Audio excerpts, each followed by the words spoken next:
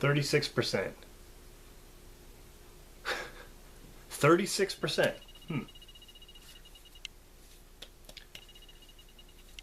What's wrong with Rotten Tomatoes? I mean, what?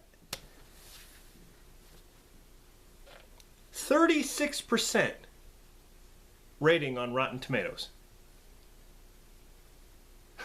What?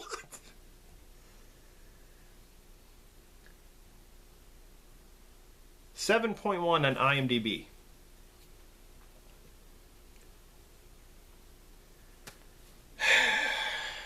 This is not going to be a rant or anything like that. I just don't understand the score. I'm just kind of baffled by it.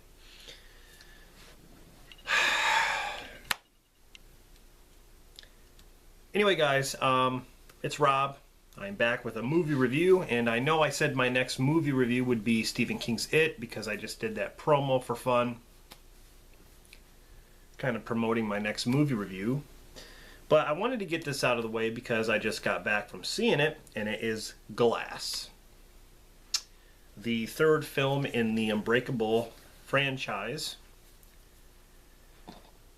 A movie that I was highly anticipating for 2019. And, you know, ever since I saw the first trailer, I was like really, really excited for it. Then I started seeing reviews online. I started watching videos, not spoiler reviews or anything, but I started watching others, you know, give their thoughts on the movie, and they all said pretty much the same thing about the ending. None of them were saying that it was a bad film. They just said that the ending kind of changed things. They kind of changed their outlook on the whole film. So I was a little bit skeptical. I was, you know, I'm just kind of like, okay, I'm going to go in this with a very, very, you know, low frame of mind. I'm just going to just not get overexcited about it. I'm not going to watch any TV spots. I'm not going to watch any clips. I'm done watching, you know, anything for the movie. I'm just going to go to the movie and see it. And I'm actually late. I usually go see movies on premiere night, but due to sickness and then the weather has been crazy around here. So today's Wednesday. We actually just got back. So I have to say, I liked the film. I really liked it. I did not love it, but I really liked it. I thought it was a good wrap-up from the Unbreakable and Split films. I would say that now that this movie is done, it's a really good trilogy. And I think M. Night did a fantastic job. There are some complaints about the film that I will get into, and I will talk about spoilers in this. So if you made it this far in the video and you don't want to hear anything spoilerish, I'd, you know, shut it off. Because there's certain things I have to talk about to explain why I maybe had a problem with it or why I liked a certain scene. But M. Night, he's always been one of my favorite directors. He's very different from others. He, you know, makes his own films with his own vision. And I like a lot of his stuff that has to do with twists and weird things. He's very unique. And I know a lot of people shit on him. And, I mean, to each their own, but I give the guy a lot of credit. He hasn't had the greatest movies, you know, since, I want to say The Village. The Village is actually, I think The Village is kind of underrated, but, you know, again, I don't like the twist in The Village, but I do like everything else. Now, for Glass, this movie had to combine Unbreakable and Split. Unbreakable is probably, well, let's see. Out of the trilogy, it's definitely my favorite Unbreakable film out of the three movies. But Unbreakable is my #1 favorite M. Night film. Because I like the first three, actually. Sixth Sense, Unbreakable, and Signs are like my favorites. But Unbreakable is my #1. Split was very, very good. The movie caught me off guard, actually. I was not even looking forward to Split at all. At all. When I saw the movie, it blew me away. James McAvoy, he was... I can't even describe how good he was. I mean, all these personalities, and he would change just like that.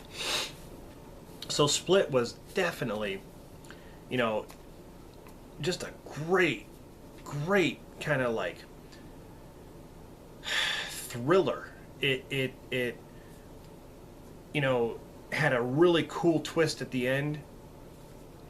Had a few twists, actually, but you know, the main one was the Unbreakable tie-in. So Glass, you know, the movie is called Glass, so it's like, you would kind of figure that this movie would focus on Mr. Glass's character, Elijah, played by Samuel Jackson, but it really doesn't. The movie, how I kind of describe it, is the first act is David Dunn's story.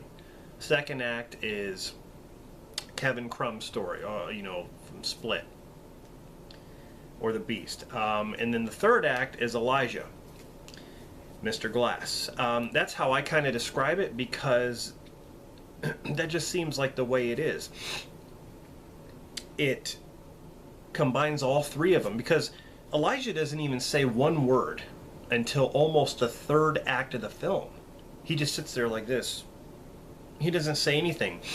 And it's a way to kind of build up his character, because he's been planning something. He doesn't even have to talk. It's all in here. You know, because he's very smart. And I was fine with that.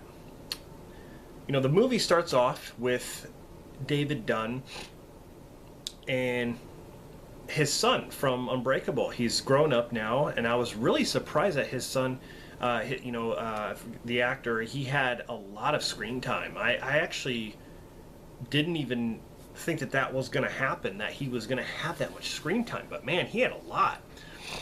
And he was like, you know, monitoring, you know, the computers, and like kind of working with David when David would go on his searches and stuff, which was kind of neat. But David Dunn, you know, he's still protecting the innocent. He's still going after the bad guys. Then you have Kevin Crumb, who's basically going through his split personalities again as the Beast, you know, kidnapping these cheerleaders. David wants to find him. He's, you know, they're calling him the Horde. Kevin Crumb, you know, the personalities. And so he kidnapped a bunch of cheerleaders. And so David ends up finding these girls at this factory where he's keeping them hostage, and that's when you see a confrontation between the Beast and David, and it's really cool. The fight sequences are pretty cool. Some of the camera stuff kind of annoyed me sometimes with the like the selfie shots, where it's like the camera's here and it's, you know, it shows their face and they're just, you know, they kind of did that a lot, but it was, you know, whatever. It didn't take me out of the film, but I think the confrontation was cool. The Beast finally has someone to fight back, and so what happens is they basically both get caught to where they're going to be sent to a institution, and, you know, going through like therapy and going through like tests, and this woman basically wants to prove that, you know, these guys do not have superpowers. They are basically just people, but their way of thinking is, you know, something to do with their brain, where they think that they are superheroes, and their way of thinking actually carries out with their, you know, in their actions. So she's going through all this stuff. She wants them to believe that they're not superheroes, that they're just people. So at this institution, Elijah, Mr. Glass, is already there. And so, you know, she gets all three of them in a room and she starts talking to them. I thought it was really cool how each room had a different kind of security. David Dunn, if he tried to break out, there's water in this tank that would flood the room, and his weakness is water, as we learned from Unbreakable. Kevin Crumb, in his room, he's got a bunch of these lights that flicker on and off to change his personalities, which I kind of thought was, that's cool that works, but two things. Number one, his personalities change anyway without those lights. So he could change personalities at any time. Those lights, it don't even matter. Number two, you think that one of those personalities would be smart enough to say, hey, why don't you put something over your eyes and not look at those lights, and then head for the door and bust out. I mean, Patricia, she's smart, the personality Patricia. It's just, it kind of, I'm just kind of like, I wonder why they didn't think of that. But anyway, in Elijah, he's in his room just like this. He's not even,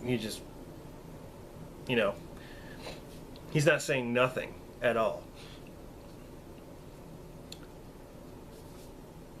And like I said, the first act is like David Dunn's story. They do some flashbacks, which is pretty cool. But Bruce Willis doesn't say much. He does not say much in this whole entire movie. Especially when he's in the institution, he doesn't say hardly anything. I kind of felt like his character was underutilized. I didn't think that they gave him enough to do. And I know that was a lot of people's complaint. And I wanted to see more with him. The action scenes with him versus the Beast were fine. That was totally fine. I loved the action. They do some in the first act, and in the third act there's this confrontation that happens. Basically, Mr. Glass starts to talk, and he has this whole thing planned where he's going to bust out of this institution. He's going to set up, there's cameras set up everywhere, and he wants to show the world that superheroes they do exist, and the only way to do that is to get these guys going after each other. He masterminded this whole thing, and he needed both of them together to do this. So there's this whole confrontation in the third act where the Beast is going to fight David Dunn again, while Elijah just stands back and watches. So he was setting this whole thing up. He was the mastermind of this whole thing.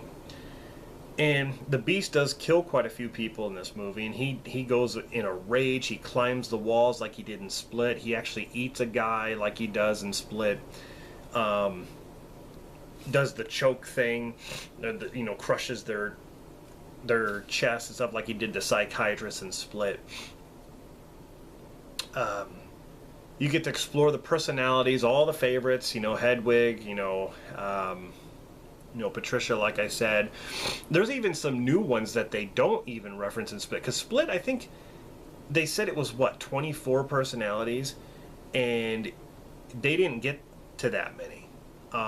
In this movie, you get to see, new ones that you didn't get to see in Split. So that was kind of cool. But the third act of the movie had a couple of twists. And the first one being that Kevin Crumb's dad was the one on the train, the same one that Bruce Willis was on. And, of course, Bruce Willis was the only one to come out alive in that train crash, which was caused by Elijah. So, that was one of the twists. But I think most people already knew that Kevin's, his parents, but I mean his dad died on that train but they didn't go too far enough into it in Split, because in Split it shows him putting the flowers down by the train, and then he goes into the train, and that's when he just bursts out as the Beast, and so it's significant in that way, and we all pretty much guessed that. But see, by that time, at that part of the movie, when you're seeing Split for the first time, you don't even know that it's tied to Unbreakable until the very end of the movie when you see David Dunn. So By the second viewing of Split, then you can kind of understand, oh, that's why he put the flowers down by the train. So that was a twist, but the bigger twist was this organization that I didn't like this. I did not like the twist about this organization that basically kills superheroes, or they want to bring balance to the planet by stopping these people who are godlike. They don't think it's fair that there's people with powers and that are godlike. So they're there to basically stop them going from city to city, running tests, doing all this stuff, trying to convince them that they're not, and then they're like the last line of defense. I thought it was kind of stupid how all these people were in the restaurant, and then some people walk out, and then all of a sudden everyone gets quiet, and they're like, okay, like now we can talk about this. It's like, why not? Why are you doing it in a restaurant? Why not just go to a place that's not public? Like meet up at a house or something. Like, why not meet somewhere? They probably don't want to be inconspicuous, but they're being inconspicuous by doing all that. So yeah, they're just, I didn't care for that kind of a twist. The chick from Split, she comes back, who survived the Beast in Split, and she kind of has a bigger part in this as well. And you got Elijah's mom, her, and then David Dunn's son all come together, and Elijah had this big plan to videotape this whole fight and send it out amongst the world on phones, TV screens, the news, all that stuff are going to be seeing this happen. And so that was his plan to get the word out that superheroes are real. And he did have a purpose. This is kind of a slow burn film, especially second act, but it still felt like an M. Night Shyamalan film. A lot of the cinematography and stuff, I really liked it. The music, they used the Unbreakable music a couple times. I wish they would have used it more, but they also used some of the music from Split, which I liked as well. Here is my major problem with the film, is I do not like that they killed David Dunn. I don't like the way he went out. Now, if he was going to die heroically, trying to stop some people, then I would have maybe felt better about it, but he went out like a bitch. I'm sorry. They drag him over to a mud puddle, and they basically drown him. The lady, she's like, did I convince you? Did I convince you? And she's like, grab my hand. He saw what was going on, and then he continues to just be, his weakness is water, but I did not like that at all. Like this organization, and his son's standing there, and he's like pushing him, like, what'd you do? You just killed my dad. Like, that whole thing just was, that kind of pissed me off. Like, I was okay with the Beast, and I was okay with him dying, and Elijah. I kind of felt that they should have left David alive, because David was not really a threat if you think about it. He got rid of the people who were criminals, and he basically beat the hell out of people who were doing crimes and kidnapping and stuff like that. You pretty much need a person like him around. It'd be good to have someone like him around.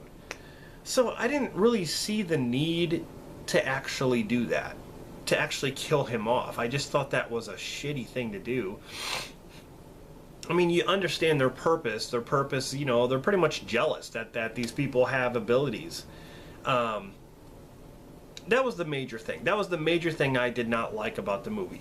But, for me, that doesn't make the movie crap. I really enjoyed it. And like I said, I liked it. I did not love it. Like it's an amazing, like 10 out of 10 film. No. If anything, I'd give this movie an 8. But yeah, I liked it, and I think, like I said, it's a good conclusion to the Unbreakable trilogy. So that's my quick review. I just wanted to go over a few things. Let me know in the comments what you thought of Glass if you've seen it, And I'll see you guys in the next one.